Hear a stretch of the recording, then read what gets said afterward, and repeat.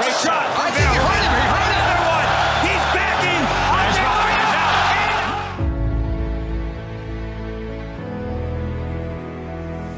Give the right hand a couple of times so he doesn't. Rico caught him again. Jamal's turned his back. He's dangling over the ropes. They'll call this a knockdown. Final time. He is the king of kickboxing, Rico Verhoeven. Seperti inilah penampakan manusia terkuat yang menyandang raja di kickboxing saat ini.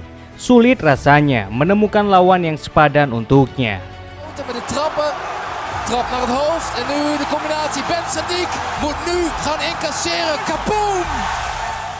Berada di kelas berat yang dihuni oleh para monster, namun di tangan petarung ini semua sirna tak tersisa.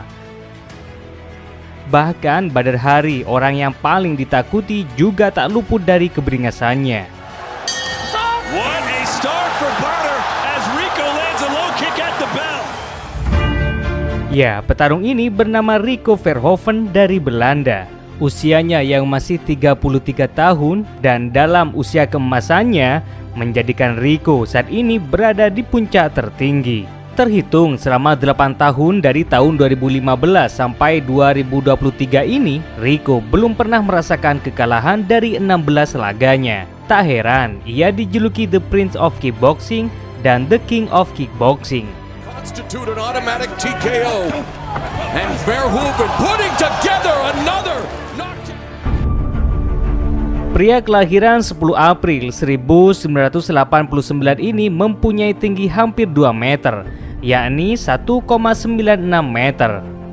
Dengan badannya yang tinggi itu memudahkannya untuk meruntuhkan lawannya.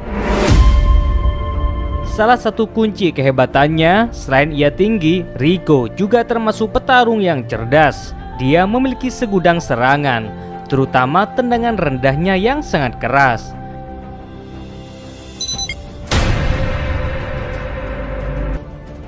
Selain itu, Rico juga memiliki pertahanan tubuh yang sangat kuat.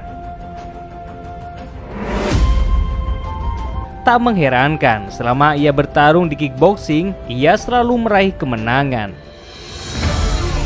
The king of kickboxing, Rico.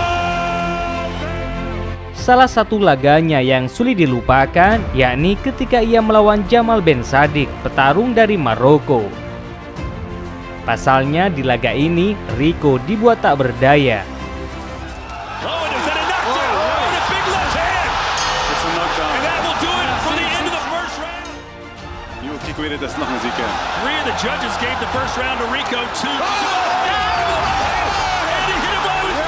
Bahkan di bawah matanya luka parah. Kala itu penonton sudah yakin bahwa Rico bakal mengalami kekalahan. Namun apa yang terjadi, Rico tak pernah menyerah. Ia terus melanjutkan laga hingga titik darah penghabisan.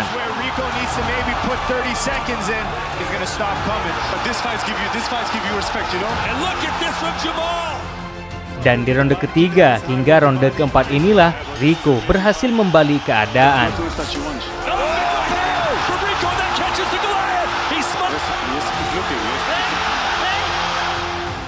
Melihat perjuangannya, semua orang sadar bahwa Rico benar-benar petarung tangguh.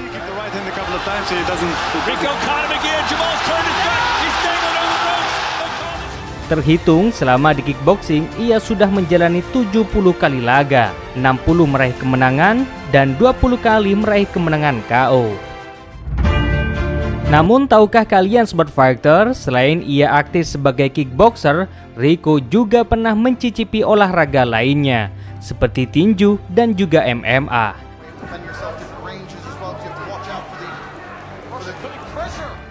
Dan inilah laganya ketika ia bertinju. Kala itu ia melawan petinju dari Meksiko yakni Janos Finvera. Dia kini bakal kesulitan dalam bertinju, namun ternyata ia malah hebat juga. Di ronde kedua inilah Rico berhasil mengalahkannya dengan KO.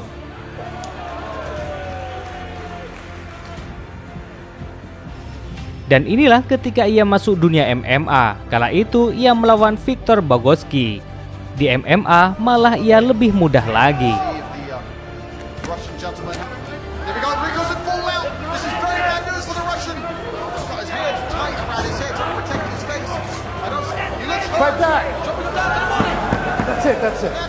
Setelah laga ini, banyak penggemarnya yang menginginkan Rico untuk masuk ke UFC karena mereka yakin bahwa Rico bakal menjadi ancaman nyata di kelas berat UFC. Menurut kalian Smart Fighter, bagaimana jika Rico masuk UFC? Boleh Anda komen di bawah ini. Di balik kesuksesannya dalam dunia pertarungan, bakat Rico memang sudah terlihat sejak masih kecil. Ayahnya yang seorang guru besar karate di Belanda membuat Rico kecil diajarkan bagaimana cara bertarung. Usia 5 tahun, Rico belajar karate Kyokushin.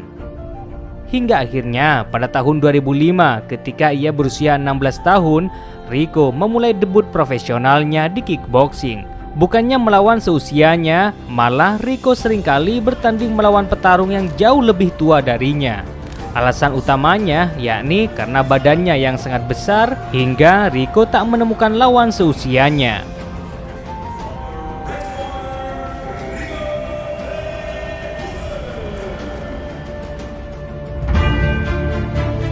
Tahun demi tahun, bakat Rico mulai semakin meningkat dan puncaknya yakni pada tahun 2015, di mana setelah mengalami kekalahan dari Andre, Rico selalu meraih kemenangan.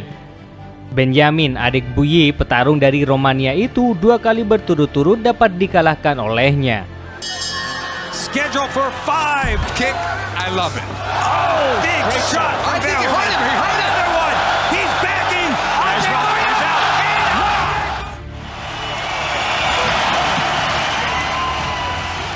Termasuk Anderson Silva, petarung dari Brazil itu juga tak luput dari kebrutalannya.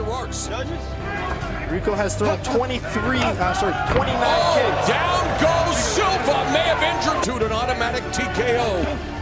And Verhoeven putting together another knockdown with that High kicks. Brodix has no idea where the kicks are coming. The fight is over. Tak ada yang mampu mengalahkannya hingga ia dipertemukan dengan Badar Hari, manusia yang paling ditakuti di kickboxing. Laga ini adalah laga terbesar di kickboxing di tahun 2016 karena pertemuan 2 monster yang mengerikan.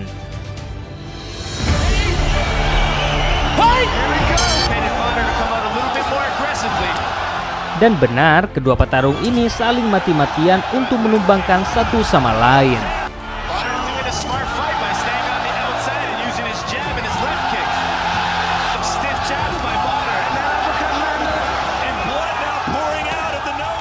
Sangat disayangkan, Badar Hari yang sudah mampu mendominasi malah harus mengalami cedera di lengan kanannya.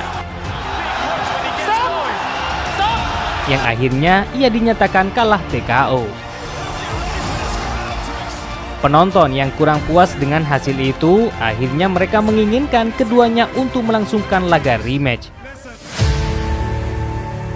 Dan benar, 2019 akhirnya mereka kembali dipertemukan. Kali ini laganya berlangsung di Belanda, yang tak lain adalah rumah Rico.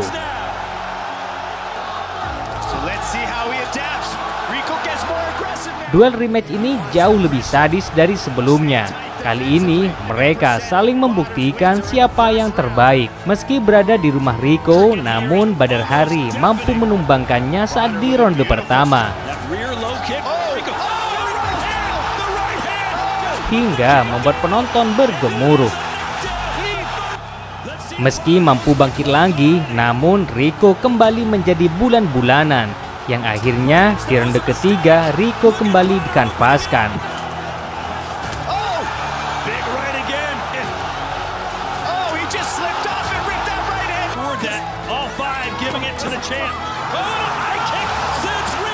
Namun sayang sekali, Badar Hari mengalami cedera lagi. Kali ini yakni di kakinya, yang mengharuskan dirinya untuk kembali menyerah. Menurut Anda Smart Fighter, bagaimana tanggapan kalian tentang dua laga ini? Apakah Badar Hari benar-benar mengalami cedera atau ada bandar besar yang bermain di belakang mereka? Boleh Anda komen di bawah ini.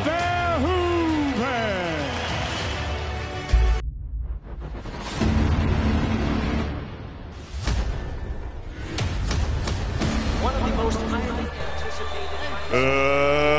Let's get her